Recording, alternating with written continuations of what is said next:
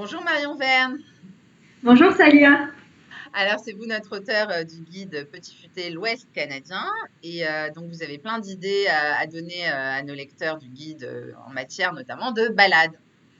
Oui, tout à fait. Alors tout d'abord, j'aimerais quand même rappeler l'Ouest canadien parce que c'est une région très vaste.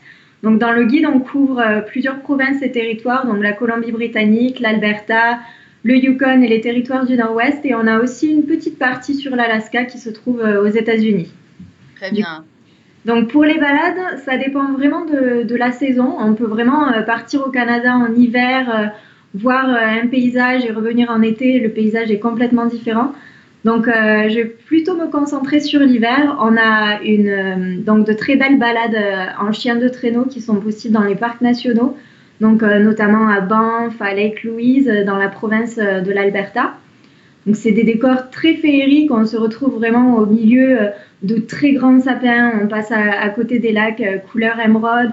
C'est vraiment magnifique, une expérience magique. On peut même faire l'expérience de musher pendant un instant. On peut voir des animaux sauvages. Et si on veut pousser l'aventure même encore plus loin, on peut le faire au Yukon, sur les traces de la ruée vers l'or.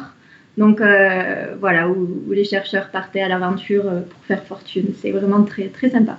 Hmm. Donc on peut faire du chien de traîneau là-bas aussi, quoi. Voilà, et aussi j'ai eu la chance quand j'étais à Jasper, donc la ville de Jasper au sein du parc national, il y a des séances avec photographes de nuit. Donc on se retrouve vraiment face à la nature dans le parc national. Euh, qu'on ait un super appareil photo ou un téléphone, on peut vraiment faire de super photos du ciel étoilé, même les aurores boréales si on a de la chance.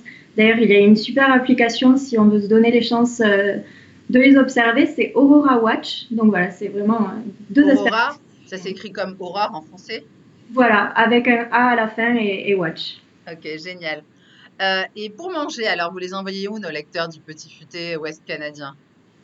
Oui, alors pour manger, on a bien sûr le plat très typique, la poutine.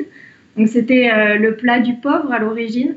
C'est un plat très simple avec frites, fromage, sauce gravy. Donc c'est sauce à base de jus de viande. Donc on peut en manger partout, dans toutes les villes, chaque recoin. C'est le plat typique, quoi. Voilà, c'est ça. Il faut goûter aux poutines en allant au Canada.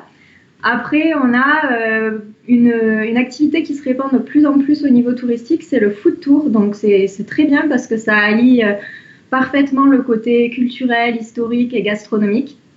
Donc, entre plusieurs visites de restaurants, on va faire une petite balade par-ci par-là, parler d'un fait historique.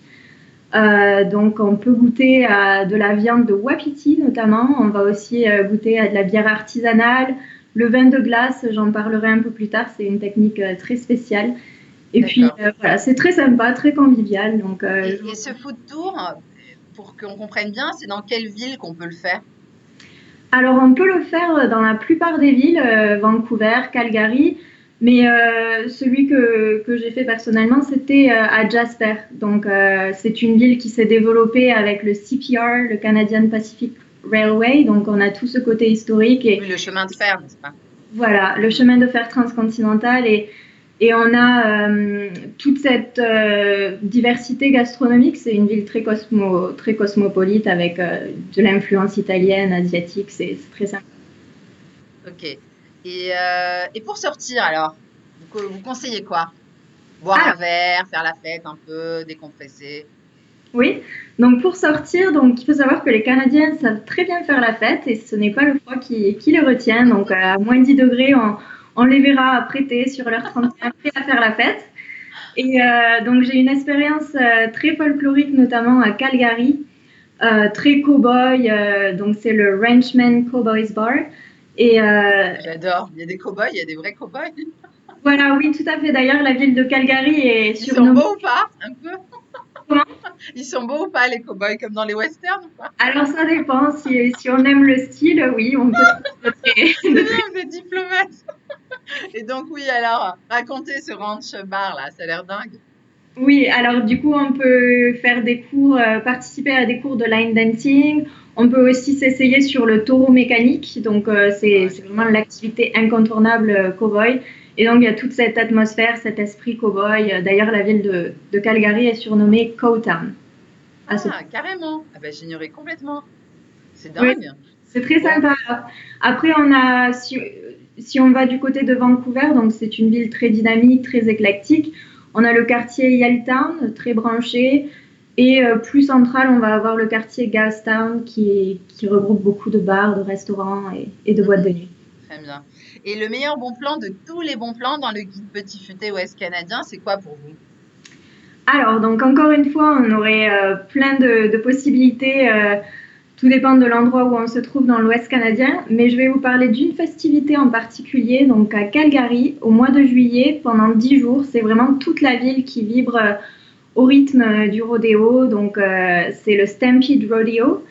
Et donc c'est le plus grand événement de l'année. On attend plus d'1 million de visiteurs chaque année. Il y a beaucoup de performances à cheval. Avec les taureaux, on capture également le veau au moyen de l'assaut. Enfin, c'est vraiment très folklorique, très sympa. Et il y a d'ailleurs un déjeuner très typique que tout le monde prend avant de partir pour le rodéo. C'est un grand déjeuner de pancakes. Voilà, si on veut se rendre à Calgary pour cet événement, il faut s'y prendre à l'avance parce que tous les logements, bien sûr, sont très difficiles à trouver pour la période. Mhm. Et bien sûr, il y aura plein de cow-boys au Stampede Rodeo, j'imagine. Voilà, c'est ça. Et puis, il y a aussi un lien avec les Premières Nations du Canada. Donc, beaucoup de spectacles Très costumés. bien. C'est très sympa. Ah oui, ça a l'air vraiment pittoresque, comme on dit. Et, Oui. et comme souvenir, vous proposez quoi? Parce qu'il y a plein de choses qu'on peut ramener du Canada, mais bon, quelque chose qui soit quand même pas trop cher, pratique à emporter. Oui.